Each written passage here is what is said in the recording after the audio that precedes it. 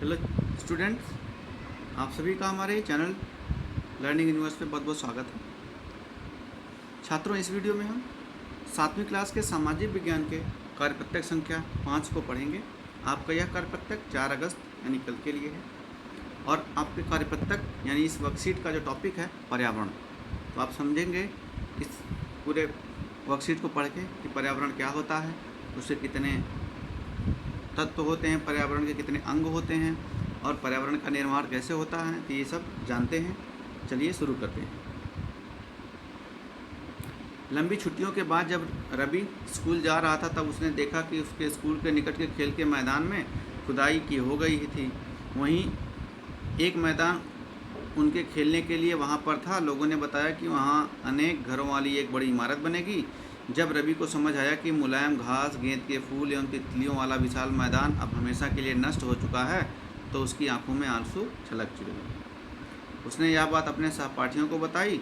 सुबह की सभा में प्रधानाचार्य ने बहुत उदासी से कहा, देखो कैसे हमारा पर्यावरण बदल रहा है।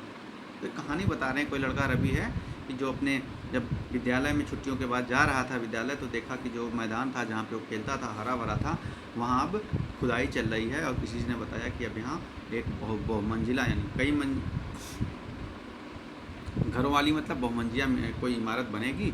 तो यह देख के उसे बहुत बुरा लगा कि अब जो मुलायम घासें हुआ करती थी, गेंदे के फूल, तितलियों, ये सब मैदान तो नष्ट हो गया, अब वो कहाँ खेलेगा। तो उसकी आंखों में आंसू आ गए और उसके प्रधानाचार्य ने भी इस पर दुख व्यक्त किया और कहा, देखो पर्यावरण कैसे बदल रहा है। तो पर्यावरण क्या होता है? कक्षा में पहुंचकर रवि ने अपने शिक्षक से पूछा, आखिर पर्यावरण क्या है? जो कुछ भी आप अपने आसपास देखते हो, शिक्षक ने बताया। तो शिक्षक ने बताया कि हम अपने आसपास को जो चीज़ें देखते हैं वही हमारा पर्यावरण है। रवि कहने लगा, इसका अर्थ है स्कूल, भवन, मेज, कक्षा में रखी हुई कुर्सियाँ, यहाँ तक कि खुला मैदान, सड़क, कूड़ा करकट, मेरे दोस्त, ये सभी हमारे पर्यावरण के अंग हैं। तो जाहिर सी बात है कि हमारे आसपास की जो भी चीज़ें हैं वह पर्यावरण का ही हिस्सा है।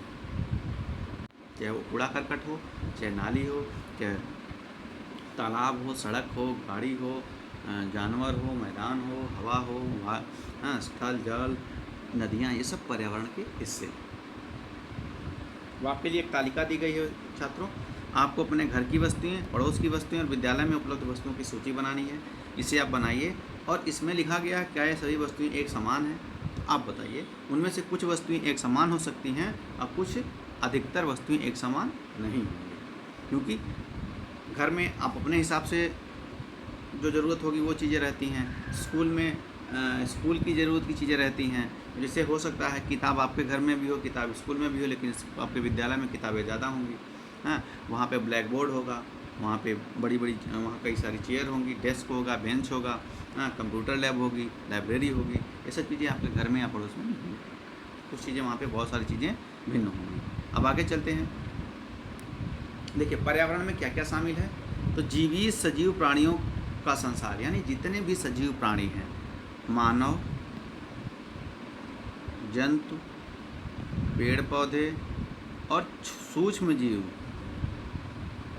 यानी जिन्हें सूक्ष्म, ये भी पर्यावरण का हिस्सा है। जैसे पेड़ पौधे और जीव जंतु ये, और अजीव यानी निर्जीव पदार्थों का संसार, जैसे स्थल हो गया, जल हो गया, वायु हो गई, ये सब निर्जीव हैं, मृदा हो गई, लेकिन ये हमारे पर्यावरण का हिस्सा है। तो किसी भी जीवित प्राणी के चारों ओर पाए जाने वाले लोग, स्थान, वस्तुएं, प्रकृति को पर्यावरण कहते हैं। यह प्राकृतिक एवं मानव निर्मित परिघटनाओं का मिश्रण है। प्राकृतिक पर्यावरण में पृथ्वी पर पाई जाने वाली जीवी एवं अजीवी दोनों परिस्थितियां सम्मिलित हैं। देखिए, जो पर्यावरण है उसमें प्राकृतिक और मानव निर्मित परिघटनाएं आती हैं। प्राकृतिक पर्यावरण में क्या होता है कि जो जीवी, प्रकृति द्वारा प्रदत्त जो जीवी और अजीवी यानी जो सजीव हैं और जो निर्जीव वस्तुएं हैं वो दोनों शामिल होती हैं। अब प्राकृतिक पर्यावरण के क्या क्या तत्व होते हैं, मतलब क्या क्या कंटेंट होते हैं, क्या क्या शामिल होता है प्राकृतिक पर्यावरण में। तो स्थलमंडल, जलमंडल, वायुमंडल, जैवमंडल। चार, आपका पहला स्थलमंडल, जैवमंडल, वायुमंडल और जलमंडल। अब इनके बारे में आपकी जो आने वाली वर्कशीट है उसमें अलग अलग पढ़ेंगे। अभी नीचे हमें दिया गया स्थलमंडल क्या है। तो आपको पता है छात्रों, ऐसे एक बार बता देते हैं कि पृथ्वी गोल है, ऊपर थोड़ा चिपटी है नारंगी संतरे के आकार की है, तो इसकी जो ऊपरी परत होती है हैं, उसे भूपर्पटी बोलते हैं, और उसी की ऊपरी सबसे ऊपरी परत को जहाँ पे जीव जंतु पाए जाते हैं उसे स्थल मंडल बोला जाता है। तो देखते हैं, पृथ्वी की ठोस परपटी या कठोर ऊपरी परत को स्थल मंडल कहते हैं। यह चट्टानों एवं खनिजों से बना होता है एवं मिट्टी की पतली परत से ढका होता है। यह पहाड़, पठार, मैदान, घाटी आदि जैसी विभिन्न स्थलाकृतियों वाला विषम धरातल होता है। यह स्थलाकृतियाँ महाद्वीपों के अलावा महासागर की सतह पर भी पाई जाती हैं। स्थल मंडल वह क्षेत्र है जो हमें वन, कृषि एवं मानव बस्तियों के लिए भूमि, पशुओं को चरने के लिए घास स्थल प्रदान करता है। यह खनिज संपदा का भी स्रोत होता है। तो कहने का अर्थ यह है कि पृथ्वी की जो ऊपरी परत होती है उसके ऊपर मृदा होती है, यहाँ जीव निवास करते हैं, यहीं पे नदियाँ होती हैं, इन्हीं पे पेड़ देखेंगे पर्वतों के बहुत बड़े बड़े होंगे। तो ये सब स्थलाकृतियाँ उसकी ऊपरी परत पे ही पाई जाती हैं। और नीचे जो खनिज हैं वो भी, जहाँ तक खनिज हैं वो स्थलमंडल कहलाता है, क्योंकि खनिज संपदा स्थलमंडल में ही होती है। तो ये हमारा स्थलमंडल हो गया, हमारे पर्यावरण का एक प्राकृतिक पर्यावरण का एक हिस्सा। जैवमंडल उसके बाद आता है, वायुमंडल और जलमंडल। इनके बारे में अगली वर्कशीट आएगी तब पढ़ेंगे। अब हम देखते हैं, प्रश्नों की तरफ चलते हैं। किसी एक जैव संसाधन का उदाहरण बताइए। एक जैव संसाधन, जैसे मानव, हम आप भी संसाधन हैं।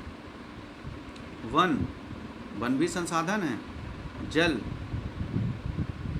जैव संसाधन, जीवित नहीं है। तो मानव और वन, ये आप दोनों लिख सकते हैं। स्थलमंडल को अपने शब्दों में परिभाषित करना है।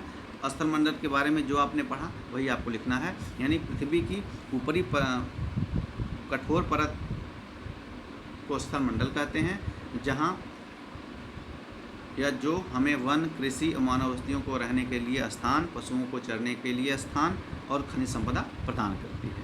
तो ये चीज़ें हमने जो बोली है आप यही लिख सकते हैं, या अपने हिसाब से भी कुछ लिख सकते हैं, बहुत कठिन नहीं। तो छात्रों, आपकी 7वीं क्लास की यह वर्कशीट ही समाप्त होती है। इसे करिए और अपने कक्षा अध्यापक से चेक करिए। Thank you.